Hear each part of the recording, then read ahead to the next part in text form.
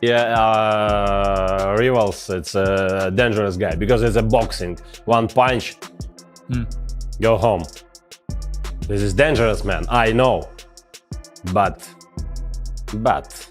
So therefore, the only way, if anyone is to beat him, is by knockout. And this isn't Floyd Mayweather boxing at 147 pounds and probably being in the ring at 155, maybe something like that. This is Oleksandr Usyk. Number 1 and number 2 in these defenses. Yeah. Fury perceived number 1. AJ at the time 1. Dubois number 2. He's taken, like, all right, who's the next in line? Right, I'm fighting him. Yeah. That's the way he's doing it. Oleksandr Usyk confidently mocked Floyd Mayweather during a live interview, saying he has always faced the best opponents throughout his life and still managed to come out on top. He also mentioned that even at this point in his career, he feels his legs are still better than Floyd. Usyk's statement was more than just playful. It stood as a strong reminder of his top-level conditioning and the tough competition he has surpassed to become one of the best. Daddy, don't be afraid. Well, good evening. Hope you're enjoying our Monday night football coverage. Oleksandr Usyk, not a bad striker in his time. Thierry and Jamie are in studio. If you were fighting Thierry Henry, how would you get inside of his head? Yeah, Terry is a great player, but hey, Terry, my legs be better with you. Terry, don't be afraid. My legs better. What'd you make of that? Sometimes you have to stay in your lane, and I will stay in my lane. As Oleksandr Usyk moves toward the final part of his career, only 2 fights are left before he retires. This has created strong excitement across the boxing world. Fans, analysts, and fighters are all closely watching what he does next. With such a legendary career behind him, his upcoming opponent, no matter who it is, will be part of the spotlight. The excitement around his next appearances is huge, and boxing fans are ready to see how this generational legend ends his story. From Usyk, that he's got 2 more fights in the bag at this point, that you reckon, yeah? I interviewed him before. I sat down with him and had a chat with him before the Dubois fight. And yeah, he was just like, I've got 2 fights left. So he's never fought in the Ukraine, he's never fought in his home country, or defended his title, I should say. So that's got to be on his wish list. I would imagine so, but with what's going on in this country, it's just a disgrace. It's still going on. That's not going to happen anytime soon. Anytime soon, no. But hopefully we'll get some peace there, and then maybe he will get I'd love to, yeah. I'd love to see peace in his country and for him and his family. And that would be an amazing event. As Oleksandr Usyk approaches the end of his legendary career, several fight options are surrounding him. And now, the WBO has officially ordered him to defend his undisputed heavyweight title against interim champion Joseph Parker. This fight has quickly gained traction, with both camps given 30 days to come to terms before a purse split takes place. Parker's recent wins over Deontay Wilder and Martin Buchel have boosted his position, earning praise from fans, analysts, and even icons like Lennox Lewis. Promoter Frank Warren has also supported the fight, calling it the ideal challenge for Usyk before he steps away from boxing. My gut feeling is that Joseph Parker fights for the WBO belt, but he doesn't fight Oleksandr Usyk. He fights the next man up. I haven't got the list in front of me, so I don't know the rankings. So I guess if you're Joseph Parker, the question is, I mean, what is it you want? Ultimately, if you want a world title shot and you think you've been blackballed from getting a world title shot or pushed to the back, then, well, here it is. Here's your world title shot. You're going to fight for a world title, right? But if you're Joseph Parker, and I spoke to Andy Lee, it isn't just a case of fighting for a world title. You want to fight the number 1 for the world title, and that guy is Oleksandr Usyk. I would have given Joseph Parker the mic, and I would like Joseph Parker, because there's a mean side to Joseph Parker. I think everyone sees the friendly side. I've seen the mean side, and I wanted Joseph Parker to say, I want my shot. You've been ducking me. All these things might not be true, but do it. Sell it. The crowd would have gone a bit wild, right? Because I think a lot of the crowd want Joseph Parker to get his shot, but that's not what happened. Jai Apataya, a rising name in the boxing world, has openly expressed his respect for Usyk and his wish to step into the ring with him. He views Usyk as more than just a strong champion, but also as a key figure of this generation. Apataya's interest in facing such a legend shows how Usyk has motivated the new generation of fighters. A fight like this would carry both meaning and competition, connecting to different eras of boxing greatness. I know a goal of yours is to go to heavyweight. You're giving me a little smirk. Like, is that like a dream scenario for you to fight one of those 2 guys? I would love to fight Usyk, you know, respectfully. You know, I've always been so close to him. You know what I mean? Like But I was 16 years old. I qualified for the Olympics. I competed at 17, little kid, and he won that Olympic Games. Like, I've always been there, you know what I mean? I've always just been, it wasn't my time yet, you know, but I feel like my time's coming. Oleksandr Usyk has built an incredible legacy by bravely entering the ring against the toughest opponents in the heavyweight division. Unlike many legends who spent most of their careers in the lighter weight categories, Usyk moved up to heavyweight and did not choose easy fights. Instead, he went after the hardest challenges. Possible analysts pointed out that this move was not only bold but also historic. His 2 victories over Tyson Fury, a man once seen as nearly unbeatable, are a strong proof of Usyk's dominance at the highest level. Is by knockout. And this isn't Floyd Mayweather boxing at 147 pounds and probably being in the ring at 155, maybe something like that. This is Oleksandr Usyk, who is fighting big men, sometimes giving up 40-pound weight advantages. And unfortunately, that does mean that if Oleksandr Usyk goes on for 4, 5, 6 more fights, of course, he is going to be defeated, in my opinion. But I would love that to not be the case. I would love it to not be the case. What I would love to be the case right now, as a boxing fan, is Oleksandr Usyk to walk off into the sunset. I think he's proven everything that he could possibly prove. And there's been debates, and especially I remember after the first few Joshua fights, there were debates over sort of Oleksandr Usyk's status compared to Evander Holyfield. What makes Usyk different from others is not only his unbeaten streak, but also the way he earned it. He did not shy away from danger. He welcomed it. Every opponent was a threat. Every venue was intense. Still, Usyk performed with skill, calmness, and rare ring intelligence. From his movement to his ability to adapt, he is regularly outperformed bigger men, changing critics into supporters. The name Usyk now means more than just titles or belts. He is not just a champion, he is a symbol of bravery and greatness. In a sport where legacy is judged by the strength of opponents, Usyk rises above. And not only for who he defeated, but for the timing and style in which he did it. It's over sort of Oleksandr Usyk's status compared to Evander Holyfield. Listen, that argument, a lot of people wanted to rubbish that at first. That argument is a real argument that can be made now, because when you look at what Oleksandr Usyk's done, remember Evander Holyfield was in a cruiserweight division that I'm not going to say was in its infancy, but it wasn't, you know, it wasn't the cruiserweight division that Oleksandr Usyk was in. The cruiserweight division that Oleksandr Usyk was in, I believe, was a more stacked, more competitive cruiserweight division. And the way Usyk left that division, he left it by cleaning it out. The World Boxing Super Series tournament was something that actually got the best fighting the best and got the best names coming into it and entering, and we weren't really seeing that at the time. Floyd Mayweather has been known for years as the pound-for-pound king of his time, praised for perfect technique, sharp defense, and an unbeaten run. His success across weight divisions secured his place among the greatest in boxing history, but in the present day, Oleksandr Usyk has risen as a true match, drawing comparisons that once seemed unlikely, with undisputed titles in more than one division and wins against top heavyweights. Usyk is now seen as a modern pound-for-pound leader of this era. If a possible showdown between Usyk and Mayweather ever happened, even in an exhibition, it would be more than just entertainment. It would bring together two very different styles and legacies. I think Floyd is one of the worst fighters ever. That's my hot take on Floyd. Now let me stop trolling. Now that I got y'all baited in. I think we always say like, oh, how great Floyd is.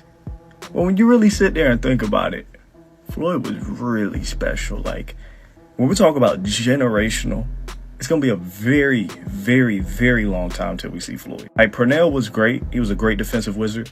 Pernell trapped himself a lot. He was able to find himself out of his own traps. Pernell would give up outside lead foot position to a lot of big punchers, and he was still able to be elusive and get away. That's impressive. Floyd would sit on the ropes against guys like Canelo, Pacquiao, De La Hoya, Cotto, and either evade every shot or get away. Generation, like, Floyd is crazy. He's not my favorite fighter. He's far from my favorite, but I mean, I think he's the best pound-for-pound fighter of all time. I don't think there's much debate for it. Did Floyd fight everybody he was supposed to? No, we got to be honest. He just didn't. Most people don't. Did Floyd fight everybody at their best? No, that's impossible. Was Floyd the most slippery, defensively sound, technical boxers of all time? Hell yeah. Like I said, I'm not the hugest Floyd fan, but I just sit here watch him dominate my boy Canelo. You guys know Canelo, he's one of my favorite, but God, Floyd, different type of boxer, you know. We hated him when he was here. I kind of miss Floyd now. Floyd's legacy is based on precision and control, while Usyk is known for movement, pressure, and sharp mental skills. Usyk's path has been filled with tough fights and constant growth, never choosing easy routes, while Mayweather showed perfection and grace. Usyk excels in high-risk battles. Usyk's defeat of Daniel Dubois only proved what fans already believed. He does not just win, he dominates with intelligence.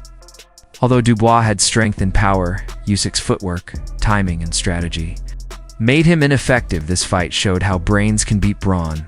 This victory did not just improve Usyk's record, it boosted his legacy as a fighter who regularly beats physical limits with top technique and mental sharpness. Up in different directions. Even I wasn't sure, because although I believe Usyk is the fighter of the generation in this weight class, he's at an age where, you know, overnight you sort of show up and you don't have it anymore. You know, Ali randomly lost to Leon Spinks around this age or whatnot. You know, so you know, you could get where all of a sudden, you know, it's not there on the night. So. And you know, you had heavyweights takes 1 second. One split second, you're off. Yeah, exactly. And you also had a very motivated Dubois to add to that second. You know, who's a very powerful puncher and has sort of this bully mentality when he gets you in an uncomfortable position. But you know, Usyk, you know, flawless performance technically. You know, stepping out to that weak side consistently, mixing up the jabs, making things uncomfortable for Dubois rhythm-wise. He seemed more aggressive, right? Normally, I think with some of the bigger guys, he sliced that weak side, slides that weak side. This was different. I think with Dubois, the psychology is kind of out of the bag in that you got to kind of bully the bully, you know, and Dubois came out trying to bully him a little bit, so he started touching him and hitting him, and he started taking it to him because he started backing him up, he started putting him in a situation where he starts to doubt himself, and Dubois doesn't really come back from that very often. As a matter of fact, he doesn't bend, he breaks. In the fight, I thought he's a little bit awkward, Dubois. I don't know, but he's one of those awkward strong guys. Yeah, he's just like super strong, awkward as hell. He goes down and he takes the full count, and then he just gets up at 10 and walks across the ring right in front of Usyk, who's celebrating middle of the ring, like with his hands up in the air. Just casually walks right by Usyk's celebration as if he didn't just get counted out to 10. Foreman Ali. Remember, he walks right to his car. Yeah, but I was like, dude, you gotta got out. You waited to 10, and then he was a beaten man. You waited to 10, and then not only you get up, you don't even have the presence of mind to realize, like, I'm walking right into the picture where he's celebrating. But Paulie, he was a beaten man before the first knockdown. You saw his spirit leave his body. Not as if he's dying. I mean, his fighting spirit just completely leave his body. And we've seen that before. It happened the last time. And a lot of people were asking me during fight week. They're like, "Hey, man, Dubois looks really good. What do you think?" I'm like, it doesn't matter. Turki Usyk has become a key figure in modern boxing, known for making big matchups. His role has sparked talk that even the most unlikely fantasy fights could come true, including a Mayweather comeback to face Usyk. While chances may be low, the power of promoters like him cannot be overlooked. If anyone can unite two legends from different eras in the ring, it is someone with wide influence and a strong reputation for organizing major events. Turki Usyk might be the only billionaire I truly like. Don't get me wrong, if you're a billionaire, you're probably hiding some pretty shady stuff, not gonna lie. But this dude is a G. If you know, you know. This guy is a huge combat sports fan. Mostly boxing. This guy does everything he can to try and create the best boxing events in the world. Dude uses his money for the power of good by creating the most testosterone, aura-filled boxing matches imaginable. And after, it seems like forever, months, maybe even years of him trying to get Canelo Alvarez to fight Terrence Crawford, he finally penciled it in. He got it done a couple months ago. Here's why I'm making this video. Turki Usyk, I fucking love this guy. If either one of these two guys win by knockout, he's going to give out a huge bonus to him. It's important to note that this isn't going to be like a $50,000 bonus that they have in the UFC. We're talking Saudi oil money. Expect millions and millions of dollars. This is a quote by him. "We will not have Tom and Jerry fights anymore. We will have in this fight and in our next fights a bonus for a KO. Thank God. The biggest reason why I'm more of an MMA fan, and even a bare knuckle fan, than boxing is because I'm tired of the dancing. 12 rounds of just dancing. It literally puts you to sleep. And the last boxing event I paid for, I don't even remember the dude's freaking name. It was the last guy I think Canelo Alvarez fought. I don't even care to know his name. All the dude did was dance around for 12 rounds just to lose. He didn't do anything. It was one of the worst fights ever. Everybody thought they got scammed because they had to pay money for that. Even Turki Al-Sheikh was pissed. You can see it because he's done with this crap. He's done. He's finally putting an end to this. He's going to be giving out probably $1 million bonuses for every time somebody gets knocked out. Thank God. All right? Now I'm actually excited for this fight. One of the most respected parts of Usyk's career is his character. Despite all the titles and honors, he stays humble. This is different from fighters like Mayweather, who often rely on bravado analysts, and fans have praised Usyk's humility. As a sign of respect for the sport, his rivals, and the fans, this rare trait in top athletes makes his greatness feel more real. Derek Kaiser's comparison of Usyk to Muhammad Ali shows the unique talent Usyk has. His agility and control in the ring are like the grace of lighter fighters, yet he does it in the heavyweight class. His movement is not just for show, it is smart and effective in a division known for strength. Usyk's mix of brains and speed brings a new style rarely seen at this level. Everybody gets it wrong. You don't box this guy. It's like, how can I explain it to you in a way you understand? You can't box him. He's just too good. He's just unbelievable great. Yeah, forget good, he's amazing. Yeah, he's great, he's amazing. He's like the white Muhammad Ali. He might not talk like Muhammad Ali, but he is the Muhammad Ali of the last generation. You understand? We have to give him the credit where it's due. Yeah? He is that guy. From the start of his career, Usyk chose only the hardest paths instead of picking easy victories. He went after top fighters, often fighting them in their own territory. He traveled, adapted, and won against many styles and conditions. This readiness to accept risk and seek greatness even when chances were against him separates him from many champions who choose safer ways. His path is marked not by comfort, but by bravery and drive. Has dropped Daniel Dubois! What a shot! I'm sorry. I can't help it, man. I fucking love this. Honestly, I fucking love this game.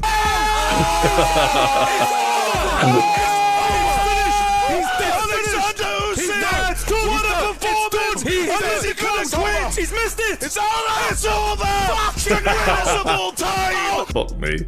I'm sorry for going on like a lunatic, right? But it was unbelievable. And it's funny how this fight all came about, right? The controversy in the last fight, which for me was never controversial. It was a low blow, simple as that. And I don't think we've ever seen Oleksandr Usyk ever look for an easy way to win. In fact, I think of all the fighters on planet Earth, he is the one who takes the hardest road to win. There's no tune-up fights for Oleksandr Usyk. It's the biggest fight in a heavier weight than he should even be fighting at, and he makes life harder for himself, not easier. And I think he has proven his character time and time again. But yet he was accused of not being, a real Christian because he was a cheat. He was accused of deserving an Oscar because he was a play actor and robbing Daniel Dubois of what should have rightfully been his, which was a world title. And after the Tyson Fury fight, Daniel Dubois stepped in the ring and called him out, and Oleksandr Usyk immediately turns to Turki Al-Sheikh and says, Mr. Excellency, make the fight. He had no problem in setting this up, and immediately you kind of think he was in the middle of talking about his father. I think at the time it was an emotional moment. That's a time where when you've accomplished what he's done, you deserve respect, and I think he was disrespected there, and I think he took that personally, in the words of Michael Jordan. Now in the first round, Oleksandr Usyk did exactly what he needed to do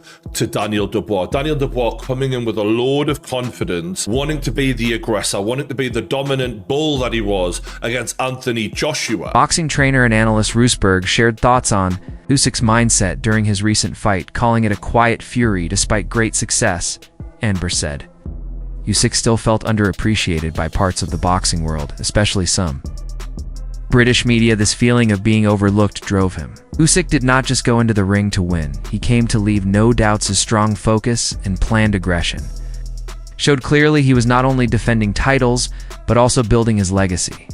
As one of the best boxers of his time, I mean, I think he went out there with bad intentions, didn't he? I think he was on a mission to prove that, 38 isn't old yet. And I was talking to some other guys, including Richie Woodall, and saying that, he's gotten better. If you look at his last 3 fights, the first Fury fight, second Fury fight, and this one, each one has gotten better, more dominating each time. So, age is a number, I guess. When you're in the gym all the time, it takes a long time to age. When we spoke on Thursday, I could tell you were genuinely confident, but did you believe it could be so early and so conclusive? No, I'd be lying to you if I said that. No. I thought it could be dominating. I thought he was doing the things that I think Dubois did, what I expected him to do, and Usyk did what I expected him to do. That wraps up today's video. Stay tuned for more. Until next time.